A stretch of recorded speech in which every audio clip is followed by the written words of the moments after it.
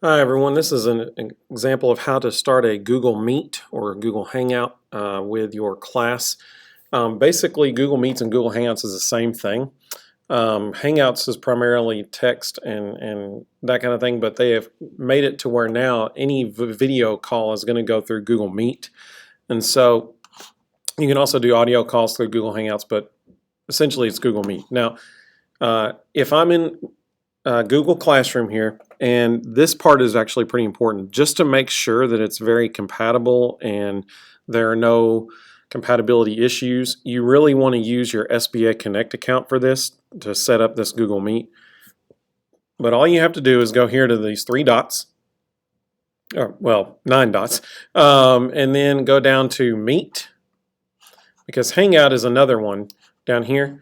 But any video conferencing is now going to go through Google Meet. So you click on Meet, and we're going to join or start a meeting, and I could say first period. And then I told my class we're going to meet once a week. So if we're still not here next Friday, if we're still not, then we're going to meet next Friday for 30 minutes. And so I could say first period, Friday, March, whatever next Friday is, 20th. There we go. So we could do that. We could do continue. Now I've started a meeting. So I'm going to join. And I'm going to copy joining info and post it right here. And hit post. Then all my students have to do is just click on that link and they're immediately in my meeting. And you can see we practiced this morning. In first period this morning, they clicked it and we had a meeting. So this is what it looks like. In this meeting, you can do several different things.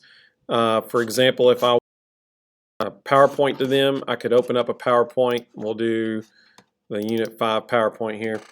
And I go click back on my meeting and I click present now, and I can either share my entire screen with them or I could share just one window, and it'll ask me which one I want to share.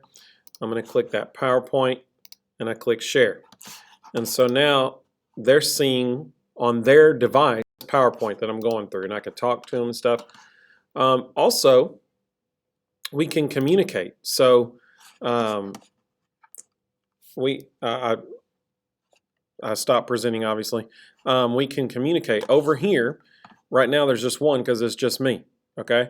But if I were having a Google Meet with all my students right now, all of their photos, or not photos, all their video feeds would show up over here, okay?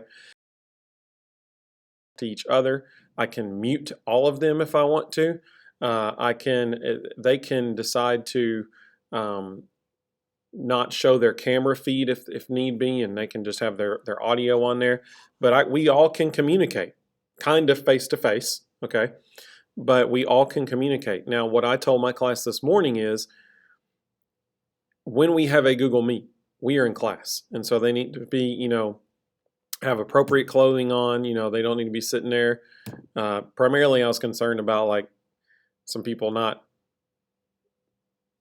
being fully clothed. So, I just said you need to be in appropriate clothing because we're in class.